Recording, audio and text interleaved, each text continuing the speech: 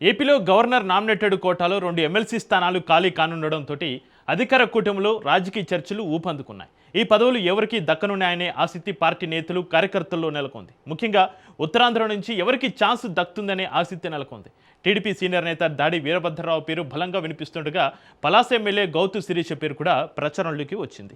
ఈ నేపథ్యంలో సీనియారిటీకి ప్రాధాన్యం ఇస్తారా లేక సామాజిక సమీకరణాలు మహిళా ప్రాతినిధ్యాన్ని దృష్టిలో పెట్టుకుని నిర్ణయం తీసుకుంటారా? చివరకు చంద్రబాబు ఎవరిని ఎంపిక చేస్తారు?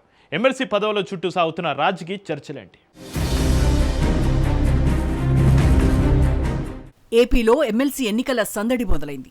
ఈ నెలాఖరు నాటికి గవర్నర్ నామినేటెడ్ కోటాలో 2 ఎమ్మెల్సీ పదవులు ఖాళీ అవుతున్న సంగతి తెలిసిందే. గవర్నర్ కోటాలో ఎన్నికైన శాసనమండలి deputy chairman జాకియా Khanam, YSRCP MLA Pandula Ravindra Babu పదవీకాలం పూర్తవుతోంది. దీంతో 2 ఎమ్మెల్సీ పదవుల కోసం ఏపీలో కూటమి నేతలు ఆశగా ఎదురుచూస్తున్నారు. ముఖ్యంగా ఉత్తరాంధ్రలో ప్రముఖంగా రాజకీయ వర్గాల్లో 2 పేర్లు వినిపిస్తున్నాయట. వారిలో ఒకరు టీడీపీ సీనియర్ నేత దాడి వీరభద్రరావు, మరొకరు గౌతు శిరీష. అయితే ఏపీలో తెలుగుదేశం పార్టీ నుంచి ఎమ్మెల్సీ పదవుల కోసం పెద్ద ఎత్తున క్యూ కడుతున్నారట. ఈ పదవుల భర్తీపై టీడీపీ అధిష్టానం ఫోకస్ పెట్టినట్లు సమాచారం. ఈ పదవులు ఎవరెవరికి ఇవ్వాలనే అంశంపై కూటమి కసరత్తు చేస్తున్నట్టు తెలుస్తోంది. 2 ఎమ్మెల్సీ పదవుల్లో ఒకదానికి టీడీపీ సీనియర్ నేత మాజీ మంత్రి దాడి వీరభద్రరావు పేరును పరిశీలిస్తున్నట్టు తెలుస్తోంది. 1985లో ఎన్టీఆర్ పార్టీ స్థాపించిన నాటి నుంచి పాలిటిక్స్లో ఉన్న వీరభద్రరావు అనకాపల్లి నుంచి 4 సార్లు ఎమ్మెల్యేగా గెలిచారు. మంత్రిగా పనిచేశారు.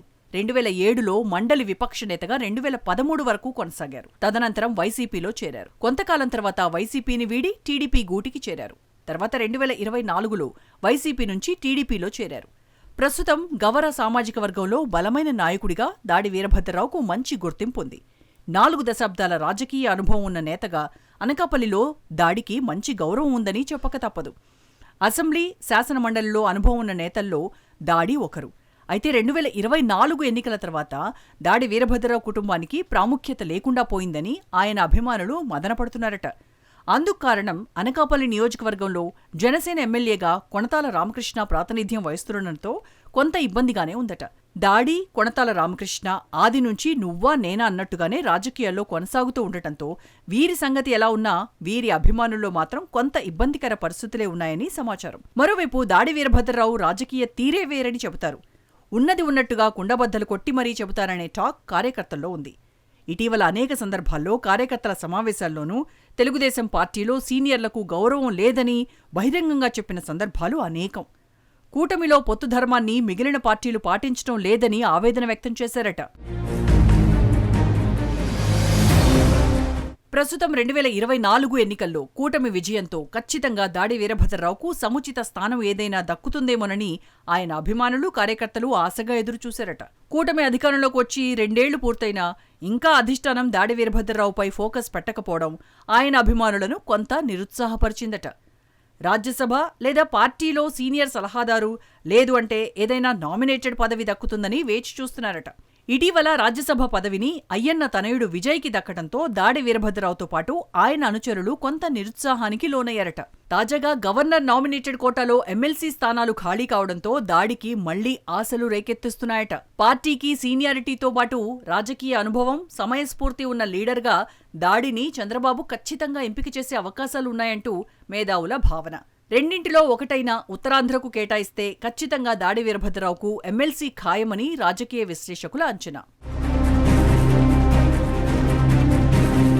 అయితే సీనియర్ పొలిటీషియన్గా తెలుగుదేశం పార్టీ ఆవిర్భావం నుంచి ఉన్న దాడి వీరభద్రరావు 2013లో పార్టీని వీడి వైసీపీలో చేరడం, అక్కడ పరిస్థితుల దృష్ట్యా ఇమడలేక మళ్లీ సైకిల్ గూటికి చేరడం చూసిన వారంతా అవకాశవాద రాజకీయాలకు దాడి వీరభద్రరావు పెట్టింది పేరనే విమర్శలు లేకపోలేదట.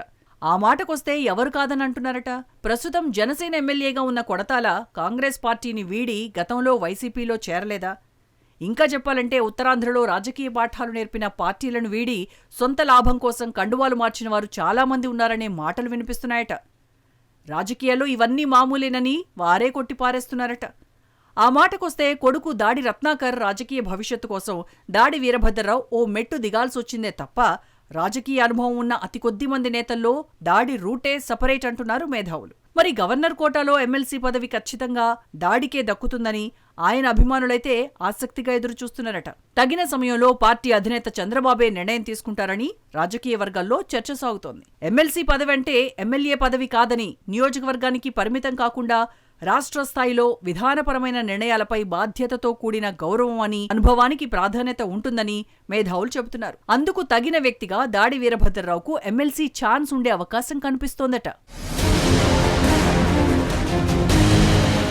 మరోవైపు మహిళా లోకానికి పెద్దపీట వేయాలని అధిష్టానం భావిస్తే గౌతు శిరీష పేరు తాజాగా తెరమీదకొచ్చిందట. ప్రస్తుతం ఆమె పలాస ఎమ్మెల్యే కాగా ఆమె గౌతు రాజకీయ కుటుంబం వారసురాలిగా చెబుతారు. పలాసలో గౌతు ఫ్యామిలీకి మంచి పేరుండటం, కేడర్తో పాటు కార్యకర్తల్లోనూ ఆమెకు చెరగని అభిమానం, ముఖ్యంగా నియోజకవర్గంలో ప్రజల పట్ల ఆమెకున్న ఆప్యాయత 2024 ఎన్నికల్లో టీడీపీకి బాగా కలిసొచ్చిందనే చెప్పాలి. నియోజకవర్గంలో సుమారు 40,000 ఓట్ల మెజారిటీతో ఆమెకు ప్రజలు పట్టం కట్టారు.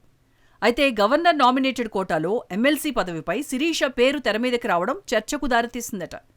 ఎమ్మెల్యేగా ఉన్న ఆమె ఎమ్మెల్సీ వైపు మొగ్గు చూపే ఆలోచన ఊహాగానమేనని కొందరు చెబుతున్నారు. మంత్రి పదవిపై ఆసక్తి చూపుతారేమో గానీ మండలి సభ్యురాలిగా ఆమెకు ఆసక్తి ఉండదని క్యాడర్ స్పష్టంగా చెప్తోంది. మరో 2 ఏళ్లలో ఎన్నికల హీటు మొదలు కాబోతున్న వేళలో ఇటువంటి ప్రచారాలు సర్వసాధారణమని మేధావులు చెబుతున్నారు. ప్రస్తుతం ఉత్తరాంధ్రలో హోంమంత్రి అనిత తర్వాత యాక్టివ్గా ఉన్న ఎమ్మెల్యేల్లో శిరీష పేరు బాగా వినపడుతోందట. సామాజిక సమీకరణాలు, మహిళలకు పార్టీలో సముచిత స్థానం కల్పించే దిశగా టీడీపీ అడుగులు వేస్తే ఏమైనా జరగొచ్చు. కానీ ప్రస్తుతం ఎమ్మెల్యేగా కొనసాగుతున్న వారిని ఎమ్మెల్సీగా నామినేట్ చేయడం వల్ల కొన్ని ఇబ్బందులు తప్పవు. ప్రస్తుతం ఉన్న ఎమ్మెల్యేను రాజీనామా చేయించి ఎమ్మెల్సీగా ఎన్నుకోవాలి. మళ్లీ ఆ నియోజకవర్గంలో ఉప ఎన్నిక పెట్టాల్సి వస్తుంది. కాబట్టి ఆ ఆలోచనకు పార్టీ అధిష్టానం ఏమాత్రం నిర్ణయం తీసుకోదని రాజకీయ వర్గాలు స్పష్టంగా చెబుతున్నాయి. ఊహాగానాలు మాత్రమేనని కొట్టిపారేస్తున్నాయి. ప్రస్తుతం ఏపీలో ఎమ్మెల్సీ పదవి కోసం పార్టీలో పదుల సంఖ్యలో సీనియర్లు ఎదురుచూస్తున్నారు. వారిని కాదని ఎమ్మెల్యేగా ఉన్న శిరీషకు ఎమ్మెల్సీ ఇచ్చే ఛాన్స్ ఉండదని తెలుగు తమ్ముళ్లు తేల్చి చెబుతున్నారట. అయితే త్వరలో గవర్నర్ నామినేటెడ్ కోటాలు ఖాళీ కాబోతున్న ఎమ్మెల్సీ పదవుల్లో ఉత్తరాంధ్రకు ఖచ్చితంగా ఒకటి గ్యారంటీ అయితే మాత్రం దాదాపు దాడి వీరభద్రరావుకు ఛాన్స్ ఉంటుందని టాక్. ఎవరెన్ననుకున్నా, ఆశావహులు ఏది ఊహించినా చంద్రబాబు మదిలో ఏముందో ఎవ్వరికీ తెలీదు.